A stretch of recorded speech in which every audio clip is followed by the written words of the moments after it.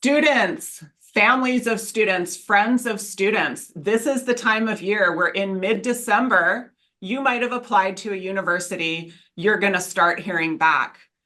Many people are starting to hear back when they've applied for early decision. And if you've been deferred, it can feel really disappointing.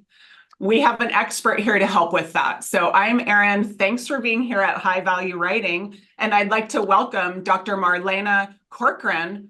She is the founder of Athena Mentor, International University Admissions Counseling. She's a huge expert. I've already learned that just from chatting with her. She contributes to Forbes regularly in these fields, international business education. She's got over 20 years of experience helping applicants decide what to do, and she knows what you can do if you've applied for early decision and if it's now time to write a letter indicating that you're still interested. Marlena, welcome. Thank you for being here. Thank you, Erin. It's true that many students will be getting disappointing news regarding their early decision applications. And it's very important to remember that this is the first school, but not the only school that will be reading your applications and replying. And I know it's very tempting to just put a pillow over your head and disappear or think, oh no, I can't face anyone. But all right, you might give yourself 2 hours to feel very bad about that. But then it's time to pick yourself up and do something. And that something is write a letter of continued interest.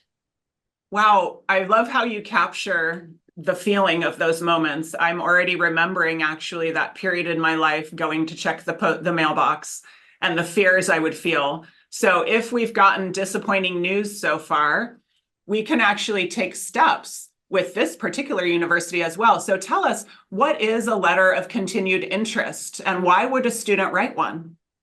The purpose of this letter is to assure the college that you still want to be considered in the regular decision round. Believe it or not, there are some students who will respond by saying, they rejected me and I will reject them. It's not the most mature way to behave, but colleges know that some people feel this way. So if you still want to be considered in the regular decision round, you should write a letter of continued interest. Typically, the college invites you to let them know, very often through the student portal.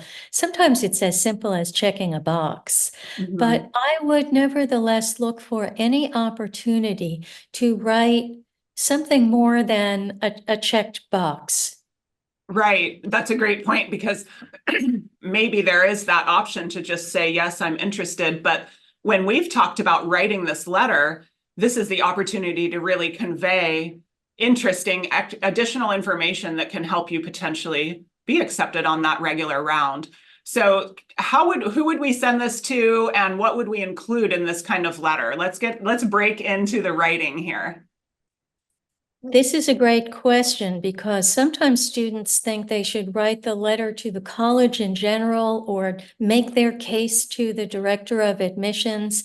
And in fact, the person you want to address is the person closest to your application. That would be the regional representative who's responsible for your area. That's the person who has to advocate for you in the committee. That's the person who probably has already read your application. So you might be writing to someone who remembers you and who knows you and who will actually be glad to hear from you.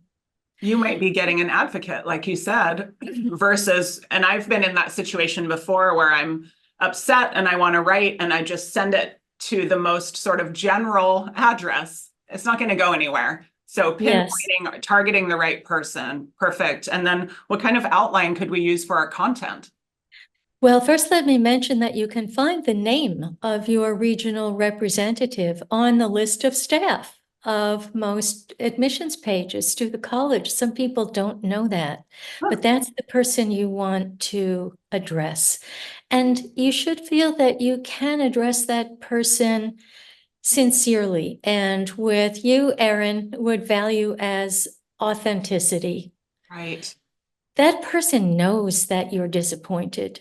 They understand that. It's all right to begin your letter by saying something like, of course, I wish I had been admitted immediately, or I'm feeling disappointed that I was deferred. But at least now the person knows what the letter is about. You were deferred, but you want to continue to be considered in the regular round. So make sure you say that front and center at the very beginning of the letter.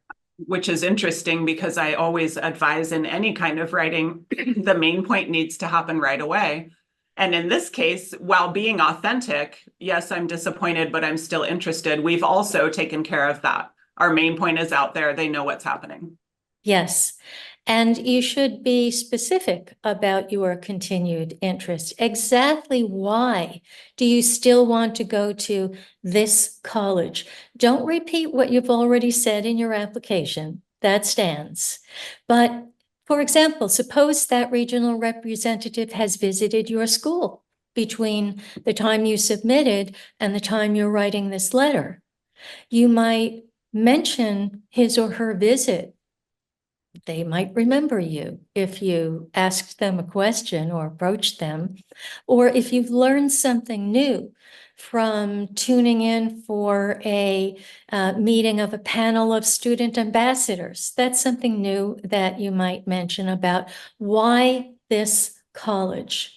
Right. Don't talk about other colleges. Do not say, oh, well, of course, I'm going to be accepted by Harvard, so I don't care about, don't do that. Talk to them about their college.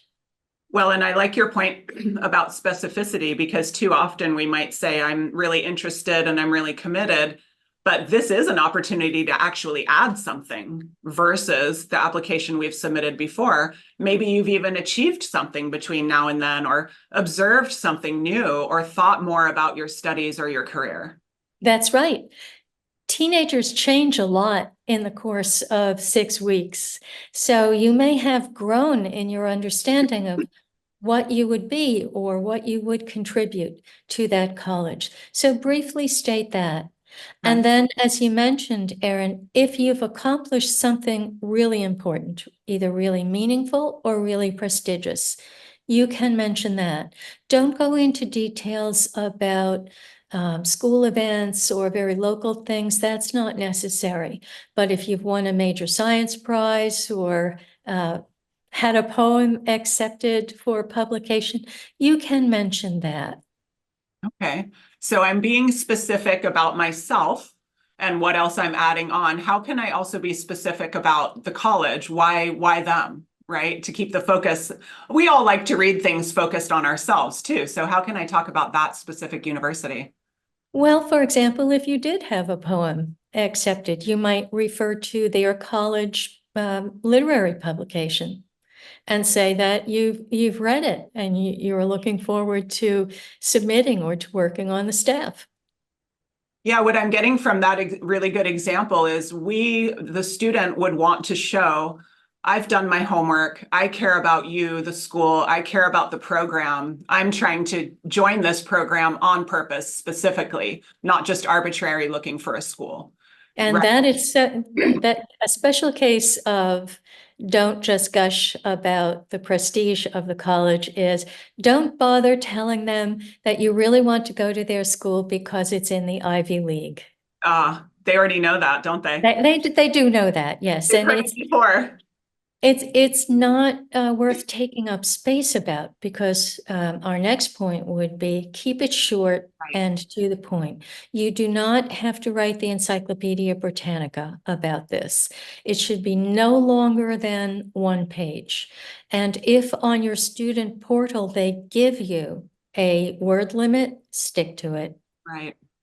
Right. So one pager, and I'm assuming in most cases we're digital here. We're uploading this in most cases, or Absolutely send it by email because the time to send it is now.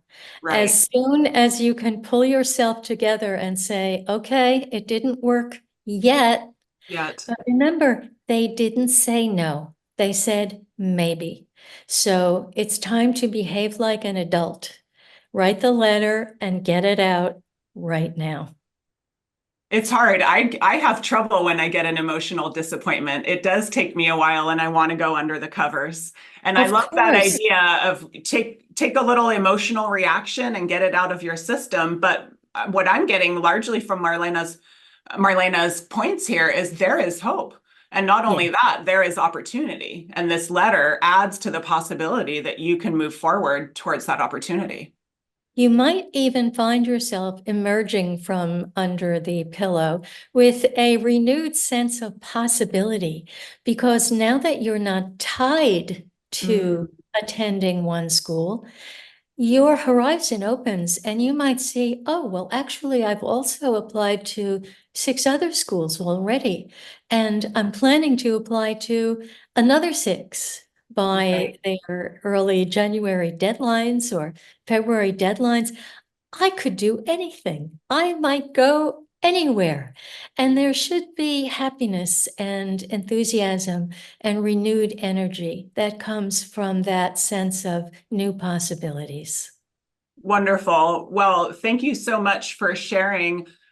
Folks, you can learn even more about this from Dr. Marlena Corcoran's articles. I'm going to link them below this video so you can learn more about what to do if you're in this situation. So thank you so much. And I'll ask Marlena for one last parting moment and last piece of advice, and we'll wrap up. This is the first reply you're likely to get, but it will not be the last. So take heart, and I wish you good luck and much courage in the months ahead. Thank you. Thank you, Marlena. Thanks, everyone. Best wishes to you all with your applications and your continued letters of interest.